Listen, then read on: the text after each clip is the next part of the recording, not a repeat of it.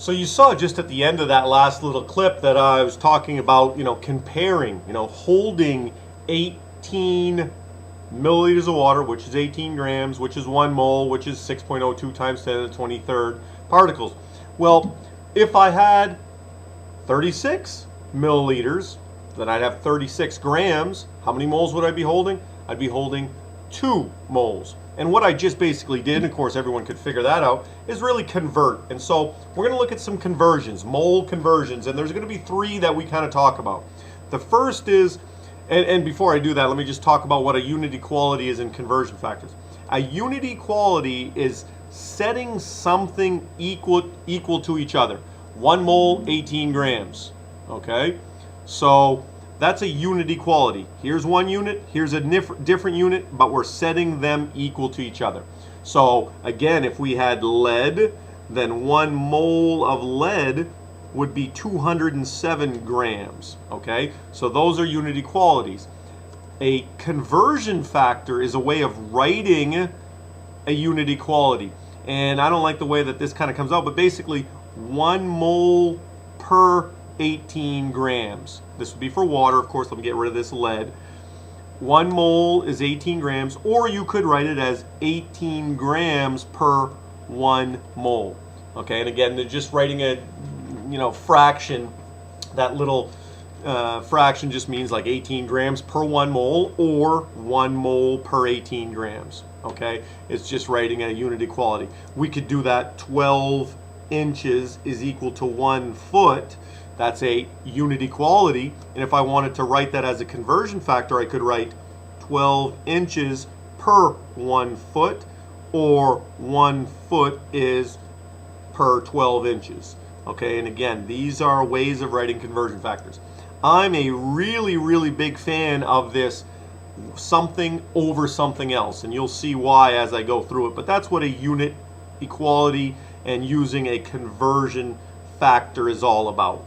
All right, so here's our first unit, conversions, moles and mass.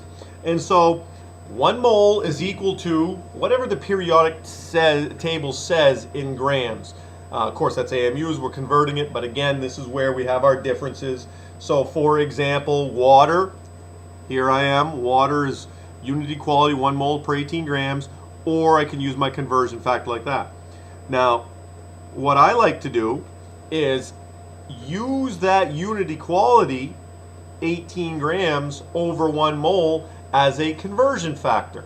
Okay, so notice if I have a certain amount of moles, 0.482 moles of water, I would be multiplying by 18 in order to get my answer. Notice I took my 0.482 times 18, because it's 18 over 1. 18 over 1 is excuse me. 18 over 1 is 18, so that's 8.68. Now that makes sense because notice I don't quite have 1 whole mole. I have basically half a mole. And so if I have about half a mole, it makes sense that if 1 mole is 18 grams, if I have about half a mole, notice I have about 9 or so grams. Okay, so there's your mole mass conversion. Now really what I'm doing, and you're going to hear me kind of repeat this, what I like to do is to try to figure out which of these conversion factors I'm going to use. And again, 1 mole over 18 grams or 18 grams per 1 mole. In this case, I used this one, 18 over 1.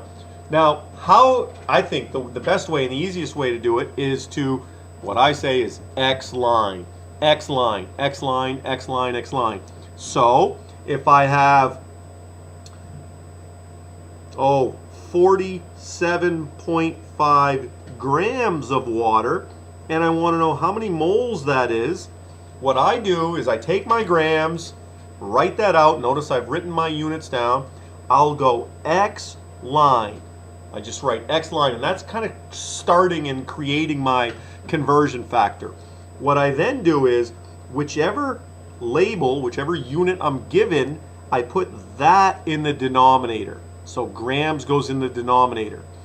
Whichever one I'm looking for, moles, goes in the numerator. Okay? So in this situation, in this blue one, I'm going to be using this conversion factor. 1 mole, 18 grams is my conversion. So now, because the 18 is in the denominator down here, I'm going to divide by 18. So 47.5, and I'm just reaching over to my calculator right here, 47.5 divided by 18 is 2.64 moles. Notice my unit is in moles. How did I get that? Well, grams divided by grams, notice multiplied by, and grams in the denominator, that's going to get canceled. When you divide something by itself, it cancels it. And notice what I'm left over with for my unit. Okay? I did the same thing with that top one. Moles, I put moles, I went X line, I put moles in the bottom, and those get canceled. I put grams on the top, and notice that's what my unit was.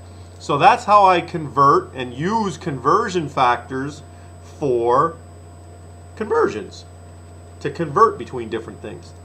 Okay? I think I have another example here.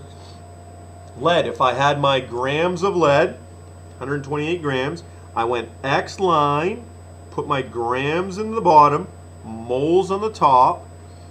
The grams end up canceling, so my unit of my answer is going to be in moles. I divided 128 by 207, and I get 0.618 moles of lead. All right? So X line, X line, X line, and it tells you should you be multiplying or dividing. If the number is on the top, we're always going to have a 1 somewhere because the conversion factors always have 1. 1 mole is equal to something. So if that 1's in the denominator, really what we're doing is we're just multiplying by 18. If that 1 is in the numerator, then of course we're saying 128 times 1 divided by 207, or in other words, 128 divided by 207. That's conversion factors.